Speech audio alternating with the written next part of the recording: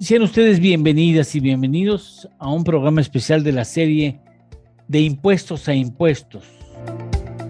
El pasado día miércoles 20 de octubre, la empresa consultora Piedra Consultores convocó a un grupo importante de especialistas en el tema fiscal, así como a representantes de empresas establecidas en México que deseaban conocer las repercusiones y principales postulados de la reforma fiscal para el año entrante, para el año 2022. Se dio a conocer los elementos fundamentales de esta reforma, qué procura, pero sobre todo, y lo más importante, qué implicaciones podría tener para los contribuyentes físicos y también para los contribuyentes morales. Sean ustedes bienvenidas y bienvenidos a este programa especial.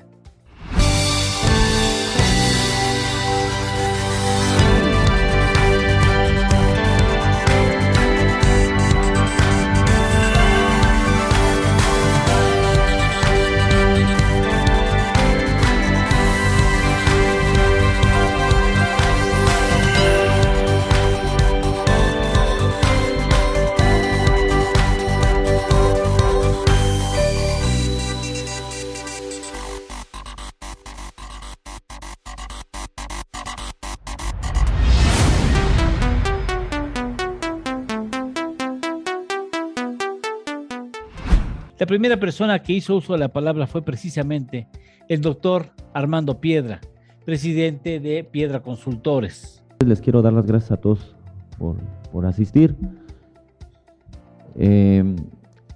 Platicaremos un poquito del paquete económico, más que nada las reformas fiscales que se están proponiendo. Pues yo traigo aquí unas láminas que nos sirvan como de referencia, ¿sí?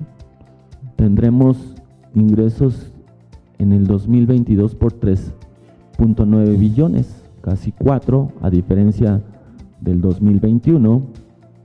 En materia de ISR, pues son los dos que mencionamos, 1.2 en IVA, y bueno, pues nos están reformando 80 artículos en la ley del impuesto sobre la renta, en el impuesto al valor agregado son 8, en el IEP son 7, en impuestos sobre automóviles nuevo 2, y en el Código Fiscal de la Federación son 103 artículos. Entonces, como que, aunque no hay una reforma fiscal, pues sí, se dejaron venir con todo, ¿no? ¿Cuál es el eje de la propuesta? Como lo estamos viendo aquí, es un aumento o creación de impuestos. Lo que están buscando es inhibir la evasión y elusión fiscales. Dicen que no es necesario hacer el aumento o crear impuestos, pero bueno, pues, con las reformas que están haciendo, a muchos nos van a meter en aprietos. Hablan de una simplificación de esquemas que permiten a los ciudadanos pagar sus impuestos de una manera rápida, práctica y sencilla. Y bueno, nos hablan del tema de la confianza, que consideran que viene por aquí un tema de confianza hacia los ciudadanos para cumplir con todo esto, ¿no? Dentro de los principales temas, el que más está sonando, pero pues hay varios escondidos, pues es este famoso RECICO, el régimen simplificado de confianza para personas físicas y personas morales. Pues básicamente nos mencionan que en general las personas físicas en la ley del impuesto sobre la renta están divididos en general por 4 tipos de actividades o hay 4 regímenes que están aquí. Uno es el de actividades empresariales y profesionales, el otro el que conocemos ahorita como el régimen de incorporación fiscal, que desaparecería, el tema de arrendamiento y donde están las actividades primarias, que son las actividades agrícolas, ganaderas, pesqueras y silvícolas, ¿no? Y bueno, la idea es que con este régimen de confianza, estas 4 actividades o este tipo 4 de actividades queden englobadas en ese régimen. En general, es que estas personas tengan una tasa fija. Como hoy sabemos, en realidad, tanto en las personas morales como en varias de las personas físicas, pues siempre hay una base de impuesto que está muy amarrada con el tema de ingresos menos deducciones, pues nos da ahí por una base y aplicamos ciertas tablas. Hoy lo que quieren hacer con estas personas físicas es que te dan una tasa aplicable directa sobre los ingresos. Es decir, una persona que gane 25,000 pesos, pues ya no va a tener deducciones para efectos de ICR. Para IVA sí, pero para efectos de ICR no. Hoy en día una persona que gana 25,000 pesos, ¿sí? Pues le retienen en sueldos y salarios 25, tiene un ICR de 3,800, más el IMSS de 729 pesos, tiene un total de deducciones, es una persona que recibe 20,000 pesos. Evidentemente aquí tiene su carga de seguridad social, ¿sale? 20,000 pesos. 50,000 recibe 38, 83,000 recibe 61, 208,000 tiene una retención total de 64,000 pesos, 62,000 de ICR recibiría 144 y bueno, pues de 3,5 millones pues ni se diga, ¿no? Tendría una retención de ICR. El tema es que si tú comparas estos mismos números de los 20,000 contra 24, pues ya es un golpe importante, ¿no? Si yo a estos 24 le resto estos 20, pues tengo un beneficio de 4,377 pesos en materia de deducción neta. Que gana 50,000, pues 11,000, de 83,20 y de 208,59, y bueno, pues que gana 3,5 millones, pues de 1.2 millones, ¿no? A ver, yo con esto no les estoy diciendo que los asalariados se tienen que ir al reciclo. Jamás he dicho eso. Una de las cosas que está buscando la autoridad, es incrementar la base gravable. Eso es lo que están tratando de hacer, traer esa informalidad y te dan este tipo pues de tablas. Aquí lo que nos están diciendo es que el 96% de las personas morales se beneficiarán con este tema del régimen simplificado. Este es para personas morales. Y bueno, aquí hay a mí sí me agrada. Los dos tipos de régimen me agradan. La verdad es que sí. Y en el caso de las empresas también, porque uno de los primeros beneficios de esto es que son empresas que se van a mover conforme al flujo de efectivo, no conforme a lo facturado. Está ese tema de las donatarias, que están limitando la deducibilidad. Ese sí no me gusta. Porque las verdaderas asociaciones civiles, las que ayudan para temas sin fines lucrativos, todo este tema de apoyos a niños con cáncer o diferentes, pues ahora tú ya te están limitando en las aportaciones que tú puedas hacer, ¿no? Y bueno, pues evidentemente van contra el combate de que muchas empresas utilizaron las donatarias para evadir impuestos, me queda claro, pero pues yo creo que está pasando lo mismo que con el tema de la subcontratación, ¿no? En lugar de regular de una manera correcta, pues destruyes una actividad y rompes las cadenas productivas. Hacemos una pausa y continuamos.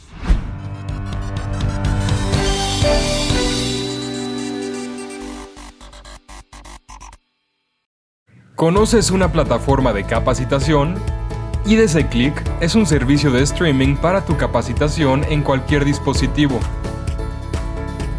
Resuelve tus dudas en nuestros seminarios fiscales, jurídicos y laborales. Todos nuestros programas de televisión en una sola plataforma. Todo esto en un solo catálogo disponible las 24 horas.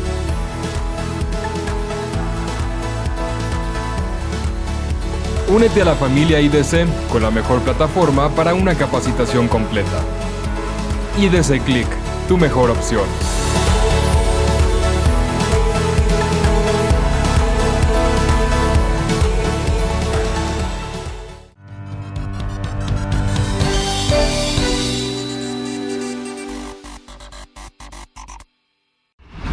Precisamente el doctor Armando Piedra, presidente de Piedra Consultores, solicitó la intervención del senador Emilio Álvarez y Casa Longoria, quien habló de la importancia de la realización de ese tipo de dinámicas que arrojan luz en un tema tan complicado, tan complejo como el fiscal.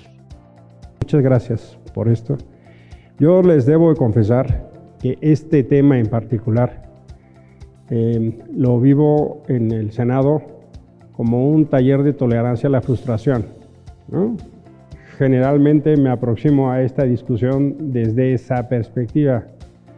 Primero porque el Senado tiene facultades limitadas en esta materia, ¿no? Digamos, el acto principalísimo, como se revela en las primeras planas, está en la Cámara de Diputados, ¿no? Nosotros vemos esencialmente egresos en la Cámara de Origen y de facultad constitucional para ingresos en la Cámara de Diputados.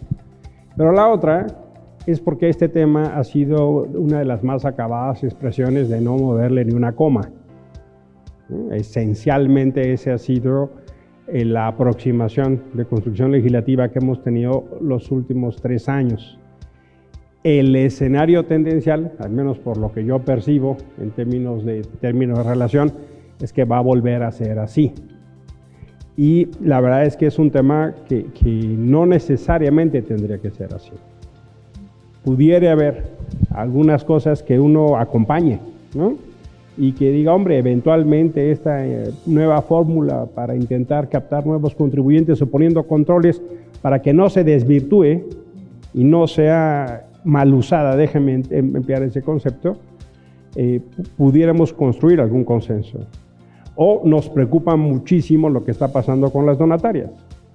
En realidad lo que refleja es un sistemático y continuo ataque a las organizaciones de la sociedad civil. No es el primer capítulo.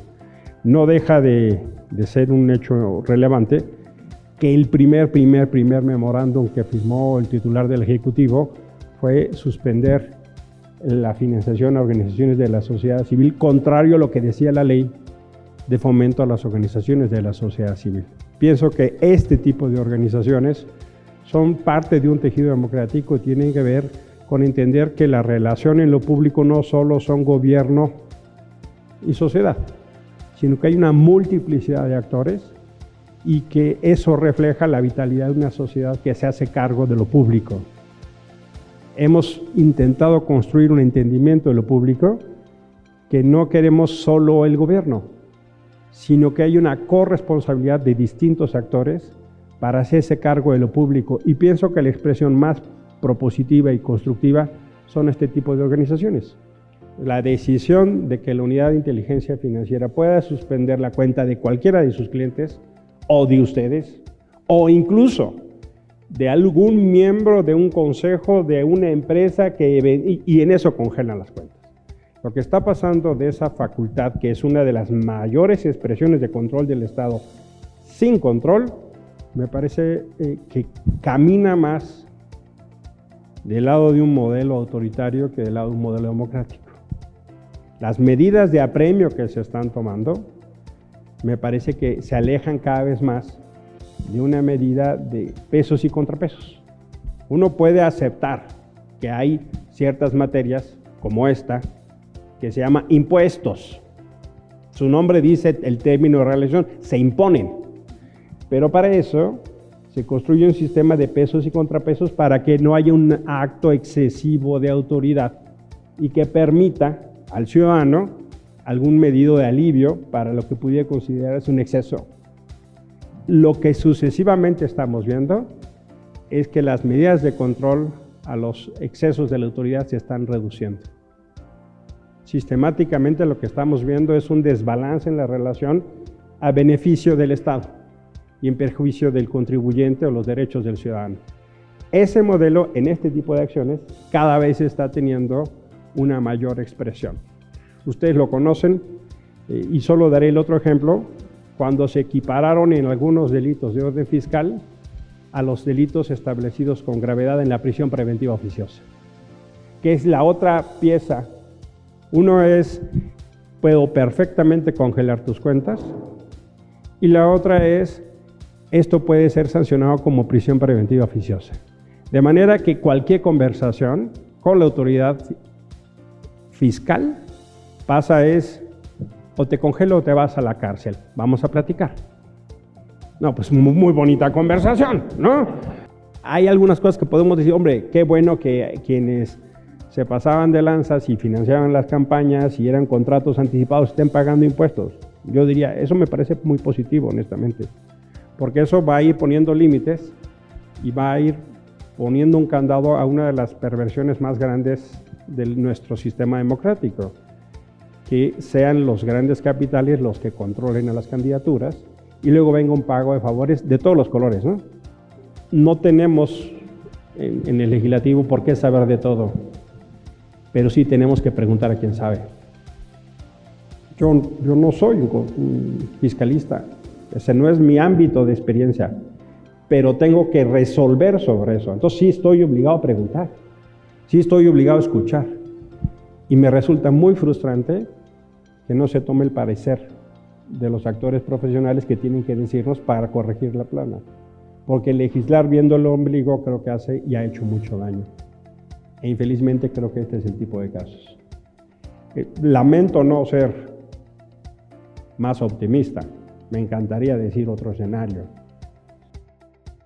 Conocedor amplio de los temas fiscales, el doctor Jaime Flores hizo referencia precisamente al régimen simplificado de confianza y en su encomienda de dar incentivos para que gran parte de la economía abandone la informalidad económica. Encontramos en esta reforma que hay un ánimo, como ocurre cada reforma fiscal, un ánimo de fiscalización mucho más centrado en cierto tipo de contribuyentes. Esa liberación que se hace con este régimen para personas físicas, particularmente esa liberación de cargas fiscales en donde dicen vamos a abatir las cargas hasta el 2.5% como concepto máximo, hasta 3,5 millones, me parece ideal, no solo para que muchos contribuyentes que no estaban o que no están en el ámbito de la formalidad se incorporen, pero la realidad es que creo que hay mucha gente que no va a estar muy animada para llegar, para inscribirse y para empezar a pagar.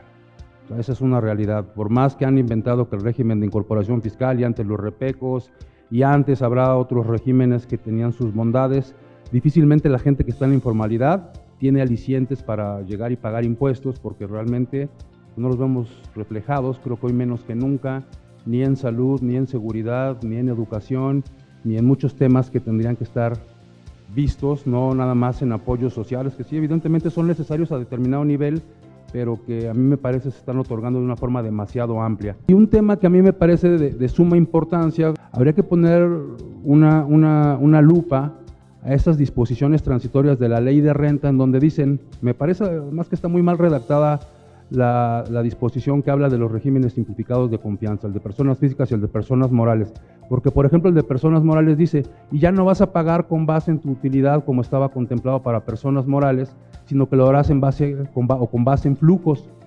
Y hablar de flujos no necesariamente implica que yo haya ganado o que haya perdido. Habla de dinero que entró y dinero que salió, que no necesariamente se corresponde con utilidades. Y en el artículo 207 de la ley de renta que habla de la acumulación de ingresos, y dice, cuando tengas un ingreso por depósitos, cualquiera que sea la fuente, llámale depósito, llámale anticipo, llámale de cualquier forma, eso va a ser un ingreso acumulable. Y bueno, ¿qué es ingreso y cuáles acumularía? Porque, por ejemplo, si me depositan, no sé, a veces, por ejemplo, para una renta me depositan en garantía un importe, pues eso no es un ingreso, ni tendría que ser acumulable, ni tendría que pagar impuestos si me prestan dinero, y sin embargo, con esa ambigüedad que deja la ley, el concepto podría considerarse como un ingreso acumulable. Pero la parte peligrosa que yo cito es que en las disposiciones transitorias dice, y lo que no esté claro en la ley, lo podrá explicar el SAT a través de reglas de carácter general, y eso es peligrosísimo. O sea, la cláusula habilitante, o sea, decir, oye, el legislador no hizo muy bien su tarea, no le entendió, no lo supo explicar, no lo supo redactar, lo que quiso decir no es lo que quiso decir necesariamente, pero quien lo va a explicar es el SAT. Creo que hoy un empresario que quiere caminar seguro, que quiere ir por la vía de la legalidad, y aún estando en la vía de la legalidad, que quiere estar tranquilo, debe acercarse de buenos asesores. Hacemos una pausa y continuamos con este programa especial.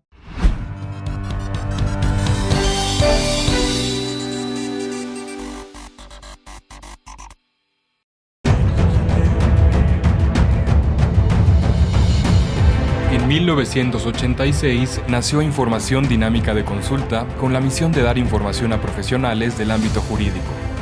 Evolucionamos contigo y en 2001 logramos informarte en tiempo real gracias al nacimiento de IDC Web.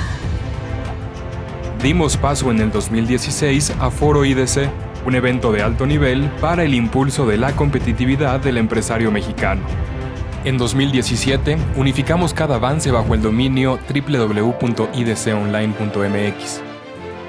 Hoy puedes encontrarnos en múltiples plataformas con información vanguardista y especializada para capacitar e informar a los elementos clave de las empresas.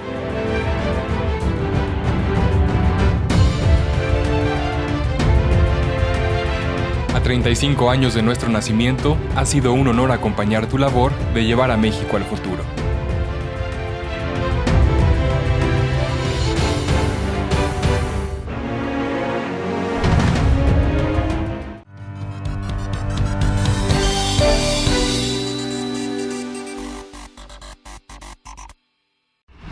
Con su característico buen humor, el doctor Hamlet González habló de la reforma fiscal e hizo referencia al uso excesivo del derecho, así como una ausencia entre la retribución al esfuerzo fiscal y el ciudadano cumplidor con el fisco.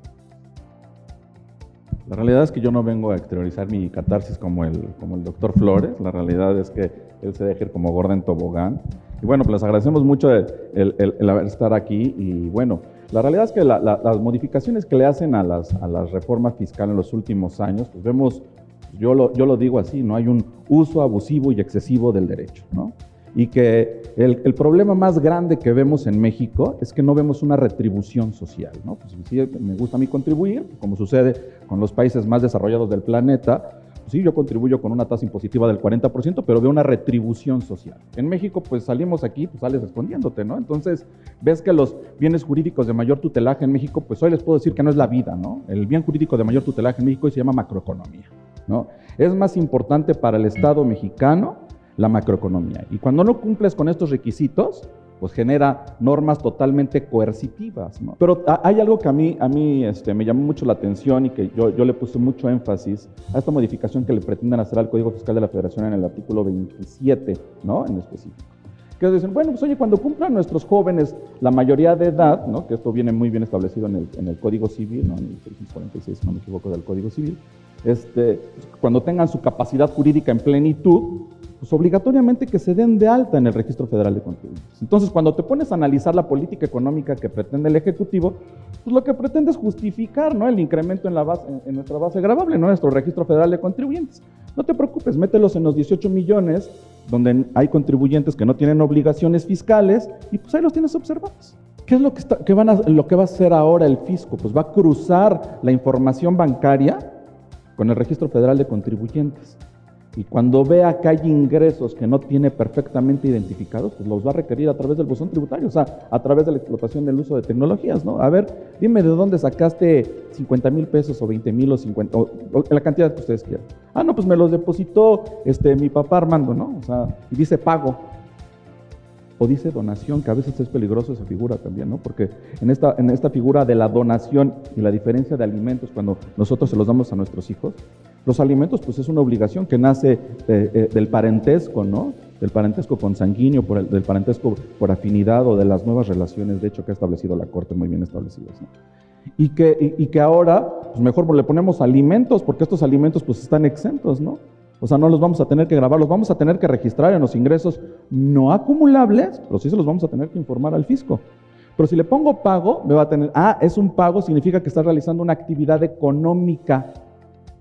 Y entonces entramos a un sistema jurídico en materia fiscal donde ya no necesariamente tenemos que cumplir con el fondo y la forma. Vamos a cumplir con la materialidad y con la razón de negocio.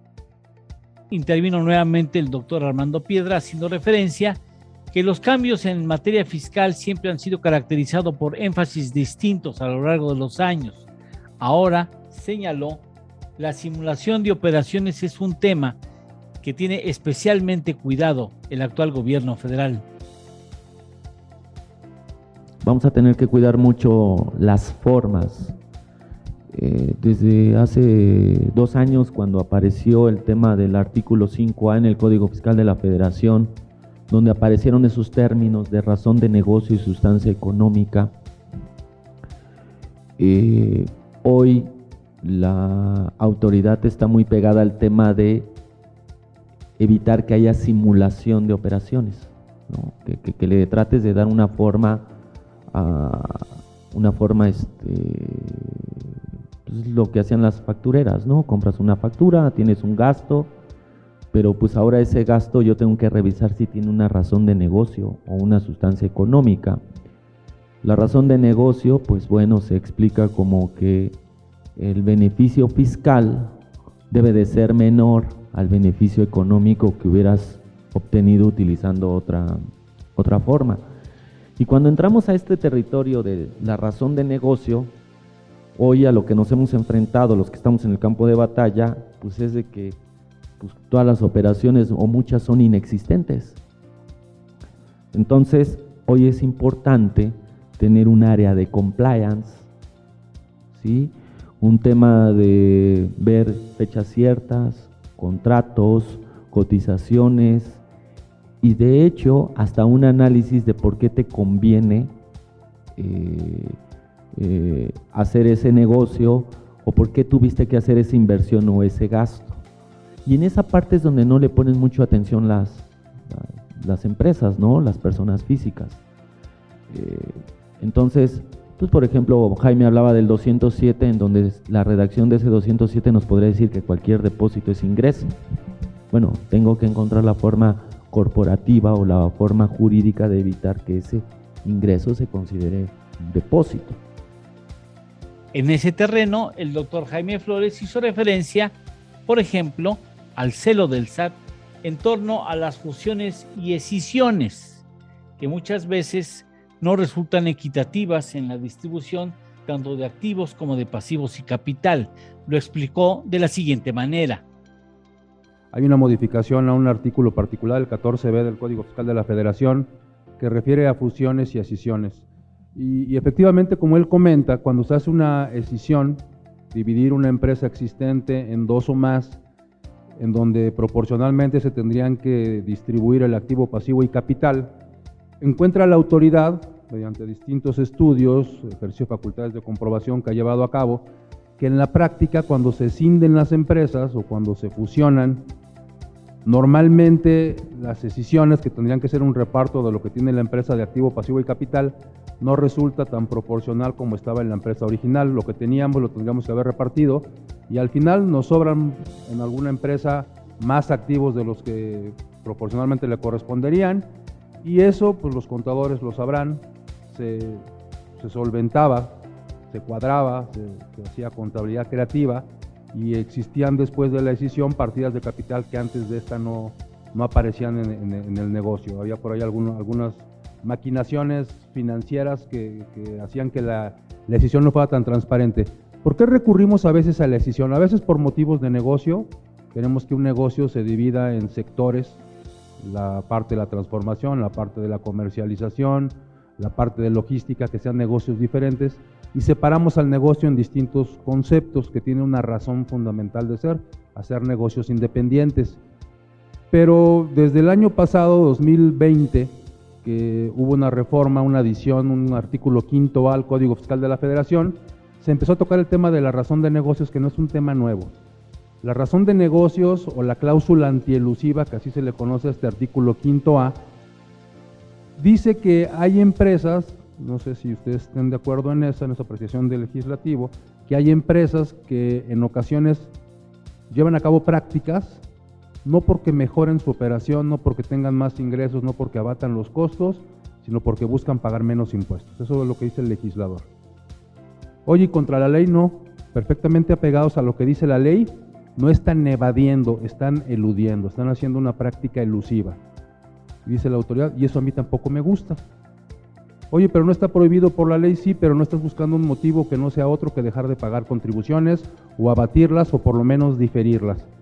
Y entonces incorporaron esta cláusula y dijeron que cuando en ejercicio de facultades de comprobación, es decir, cuando en una auditoría la autoridad detecte que un contribuyente está llevando a cabo prácticas que no tengan un beneficio económico para la empresa y solamente tengan un beneficio fiscal, la autoridad tendría la potestad o la facultad de darle un efecto retroactivo al efecto fiscal que le pretendió dar el contribuyente, aunque para efectos de las demás áreas del derecho, para efectos de derecho mercantil, para efectos de derecho civil o del que sea, siga conservando sus efectos. O sea, no pasó nada, no hay una comisión de delito, pero sin embargo te voy a revertir los efectos fiscales. Hacemos una pequeña pausa y regresamos con más temas.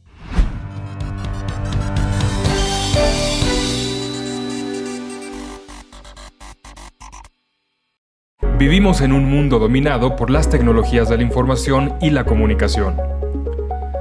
Los medios de comunicación mejoran el alcance y el impacto de nuestros productos y servicios. Incrementa tus clientes y gana posicionamiento en tu marca.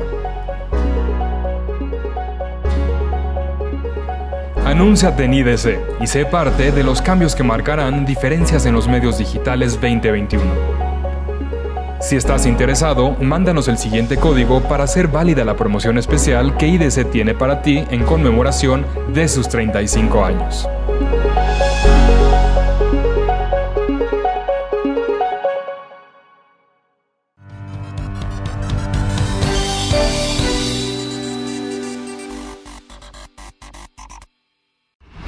También intervino el maestro en impuestos José Padilla Hernández, hablando de una figura jurídica, el usufructo, que ha sido bien acogido por las estrategias de terratenientes como un mecanismo para eludir o evadir impuestos.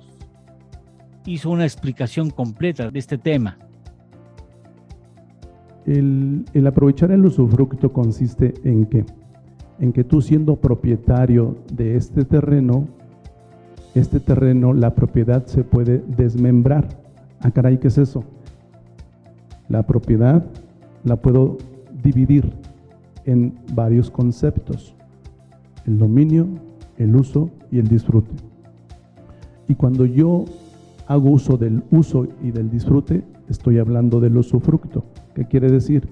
Que yo, siendo propietario de un bien o de un derecho, puedo dividirlo, desmembrarlo, y puedo quedarme con el dominio y cederle a otra persona el uso y el disfrute. Sigo sin entender. Mira, que este terreno puede ser que genere algún fruto. Ese fruto, ahora quien va a disfrutarlo será el usufructuario, no el propietario. Ah, caray. ¿Y esto cuánto dura? Pues depende del contrato. Ok, ¿y qué tiene que ver con mi venta del terreno? Pues mira, que cuando tú lo vendas, lo que vas a vender es la nuda propiedad, es decir, el dominio, no el usufructo. De tal manera que cuando tú enajenes la nuda propiedad y lo compares contra el precio de venta, seguramente vas a generar una pérdida fiscal, misma que te es permitida de acuerdo a la ley del impuesto sobre la renta. Y lejos de ganar, pierdes. Oye, pero ¿eso qué no es ilegal? No, porque la ley te permite el uso de esta figura del usufructo. Entonces pasa el tiempo y las autoridades fiscales se percatan de este tipo de situaciones y ellos se pronuncian al respecto a través de cierta normatividad que en la jerga nosotros los contadores y abogados las denominamos versos satánicos, es decir, criterios no vinculativos. Y a través de un criterio no vinculativo el SAT se pronuncia en decir: a ver, chaparrito, ya descubrí que que tú lo que haces cuando enajenas este tipo de bienes, lo único que enajenas es la nuda propiedad. Y no comparas contra el precio la totalidad del costo comprobado de adquisición. Nada más lo comparas contra el costo total de ese bien, generándose por ello una pérdida fiscal. Y eso es incorrecto, porque entonces, ¿qué pasa con el tema del usufructo? Bueno, este criterio no vinculativo ya lleva algunos años en el mercado, y de hecho esos criterios hacen mención que son prácticas fiscales indebidas.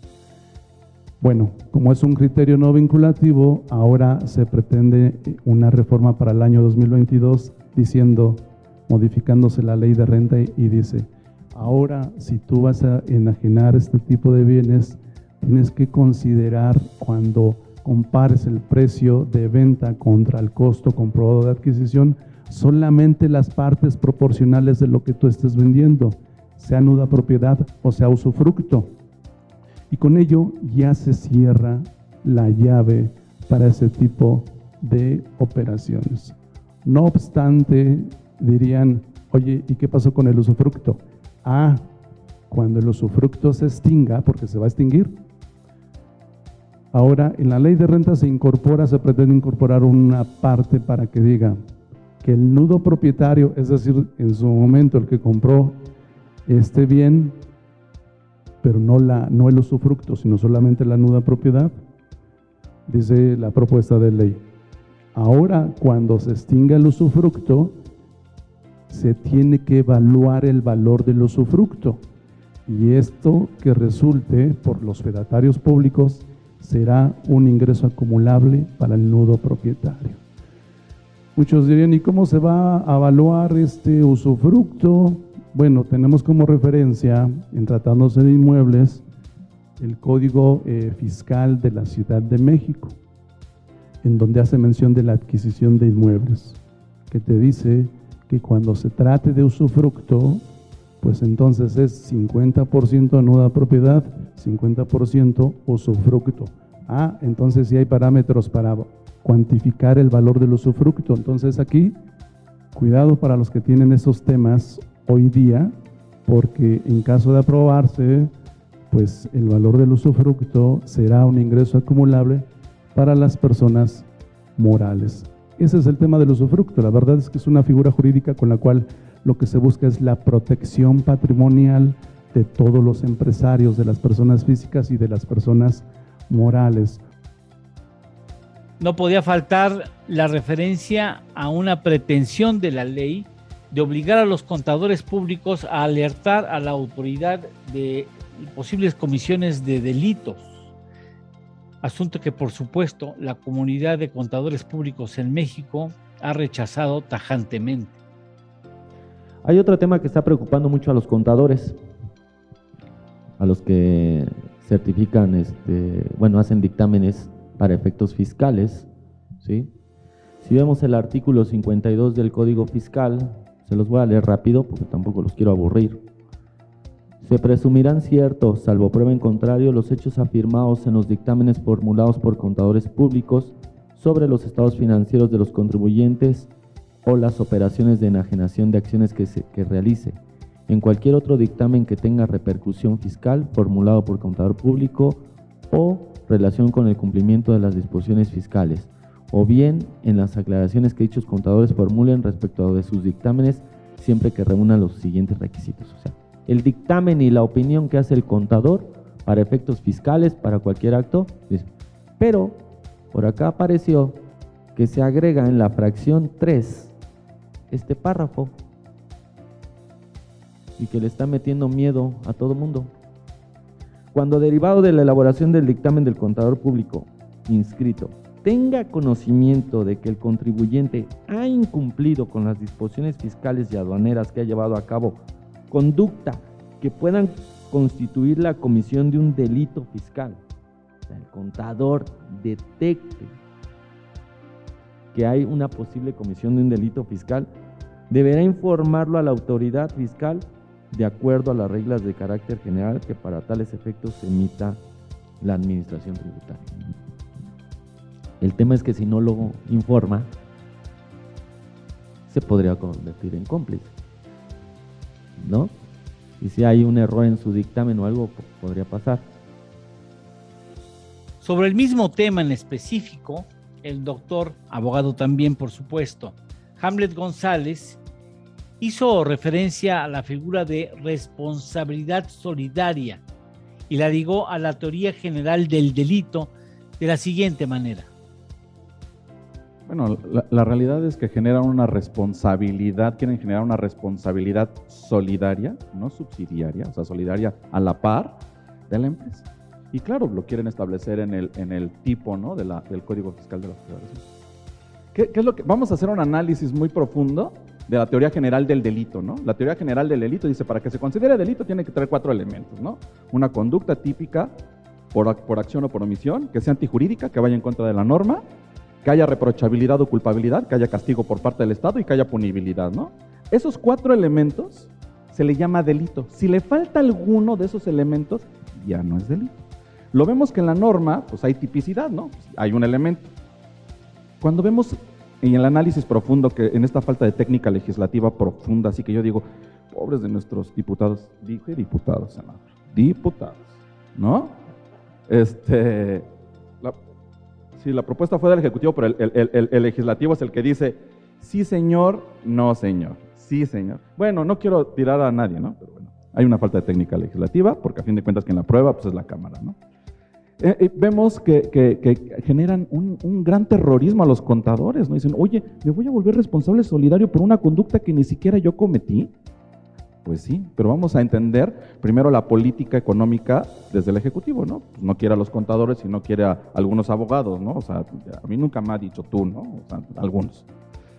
Entonces, pues vamos a ver en esta parte de la exclusión del delito especial, porque la norma especial está encima de la general, o sea, en la parte del delito, pues le faltó decir, bueno, sí, pero ¿cómo vamos a acreditar la conducta de que efectivamente él se llevó un beneficio y que cumple con los demás elementos de tipo penal especial en materia penal tributaria, ¿no? O sea, cuando le dices, pues no sé quién de parte del Ejecutivo le diga, pues dame los elementos de tipo penal donde vamos a clasificar al contador o al agente aduanal, en donde le vamos a recargar esta responsabilidad solidaria, si él nunca tuvo un beneficio, o sea, no generó ningún beneficio, solamente porque lo quieres amedrentar para que se vuelva el chismoso y llegue y le diga al SAT, ¿qué crees? Ya no van a hacer nada más con salvedades o sin observaciones mi dictamen. Trae salvedades y trae estas observaciones y necesitas cobrarle, fisco. Entonces estamos viendo una conducta del Ejecutivo apoyado por el Legislativo, donde le dice, ¿quieres ser parte coadyuvante del Estado? Sí, te vas a volver chismoso del Estado. Y como vas a cobrar honorarios por dictaminar, me vas a tener que informar a mí. Y si no me informas, te voy a hacer responsable en materia penal tributaria de esta conducta. Entonces cuando dices, híjole, pues no hay un uso abusivo y excesivo del derecho, aquí lo estamos viendo, ¿no? O sea, no sé cómo lo vamos a acreditar cuando lleguen las carpetas de investigación hacia el contador público, en donde vayan a judicializar y le establezcas al Ministerio Público, dame todos los elementos de tipo penal en materia penal tributaria del contador público. ¿Cuál fue el beneficio real? Es que cobró, no, esos son cobros honorarios, ¿no? De acuerdo con el 2606 del Código Civil, pero no hay una conducta que él se haya generado un beneficio por una conducta cometida por el contribuyente. Pero pues ha generado un gran revuelo, ¿no? Y a todo el mundo, ¿y qué hacemos?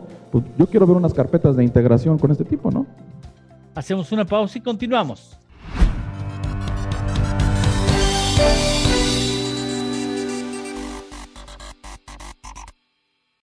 ¿Conoces una plataforma de capacitación? IDC Click es un servicio de streaming para tu capacitación en cualquier dispositivo. Resuelve tus dudas en nuestros seminarios fiscales, jurídicos y laborales. Todos nuestros programas de televisión en una sola plataforma. Todo esto en un solo catálogo disponible las 24 horas.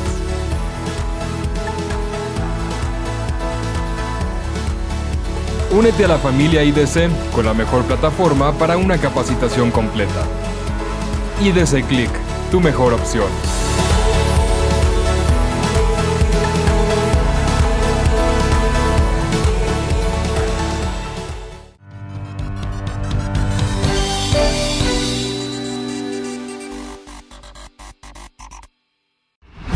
el doctor Armando Piedra hizo referencia a la gran cantidad de responsabilidades fiscales que pueden tener que asumir. Por ejemplo, puso como ejemplo a los transportistas, que tendrían que leer a la perfección un legado de más de 180 especificaciones concretas para saber en qué casos y en qué condiciones tendrían que llevar la carga acompañada con comprobantes necesarios a ser requeridos por la autoridad, cosa que verdaderamente habla de la complejidad que significa para los mexicanos cumplir en determinadas ocasiones con los requerimientos fiscales.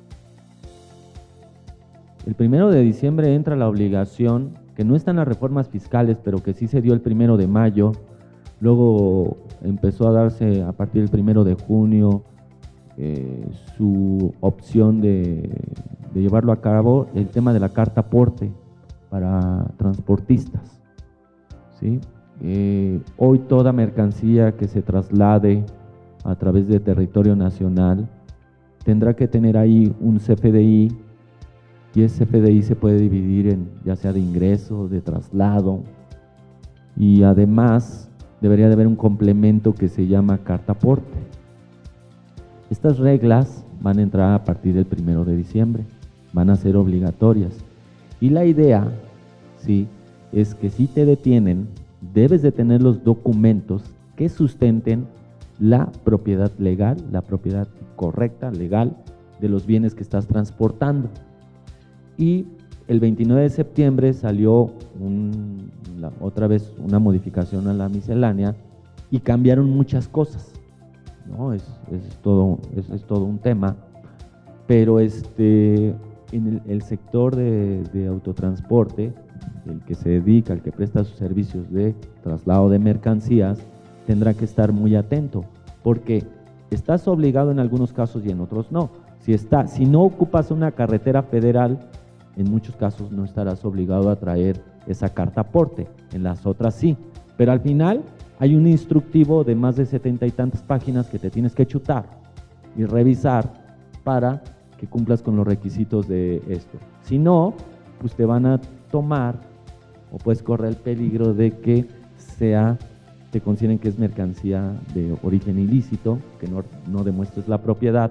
Y bueno, ese es un problema, porque ahí son responsables tanto el que manda la mercancía como el que la está transportando. Y bueno, pues ya me imagino ahí, si no vas bien con tus requisitos, ahora pues el policía federal, ¿no? El que te detenga, pues ya tiene que saber también de impuestos, ¿no? O ya tendría que ver cómo funciona esto, porque pues también no dudemos de que se presten a un abuso, ¿no? El hecho de decir, pues tu carta aporte no viene correcto, tu CFDI, el CFDI complemento no, sabes que esto es mercancía ilegal y pues ¿qué crees? Por algún tema de error administrativo. Entonces tenemos que tener mucho cuidado. Al cierre de una sesión muy provechosa, el doctor Armando Piedra extendió el compromiso de la firma que encabeza en la dinámica de servicio a empresas y profesionales que tienen que ver con el tema fiscal.